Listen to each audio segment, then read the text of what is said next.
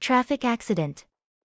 The city hummed with the familiar symphony of traffic, a cacophony of honks, engine roars, and the distant murmur of conversations.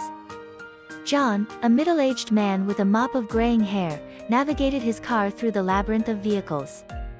His mind, however, was miles away, occupied by the stresses of the day. As he approached a busy intersection, the traffic light blinked to yellow, signaling a caution. John hesitated for a moment, debating whether to slow down or attempt to beat the light. In that split second of indecision, his car collided with another vehicle entering the intersection from the right. The screech of tires and the crunch of metal filled the air as the two cars collided.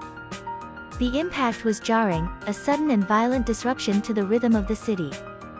Bystanders gasped, pedestrians halted in their tracks, and the once fluid traffic froze into a chaotic standstill.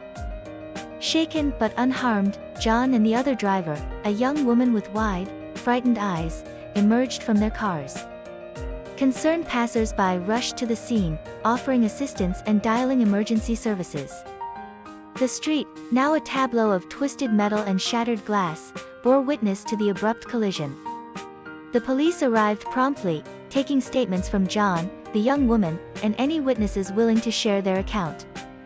Sirens wailed in the distance, adding urgency to the already tense atmosphere. John, grappling with a mix of guilt and frustration, replayed the moment of impact in his mind, wondering if a few seconds of patience could have averted the collision. As the tow trucks cleared the wreckage and the police concluded their investigation, John and the young woman exchanged insurance information. Their damaged cars, once symbols of mobility and freedom, now stood as reminders of the fragility of life and the consequences of a moment's lapse in judgment. In the days that followed, insurance claims were filed, repairs were initiated, and both drivers faced the legal aftermath of the accident. John, burdened by guilt, took the incident as a wake-up call, vowing to be more attentive and patient on the road. The young woman, though physically unharmed, found herself grappling with newfound anxiety behind the wheel. Every intersection, every yellow light, triggered a moment of hesitation and caution.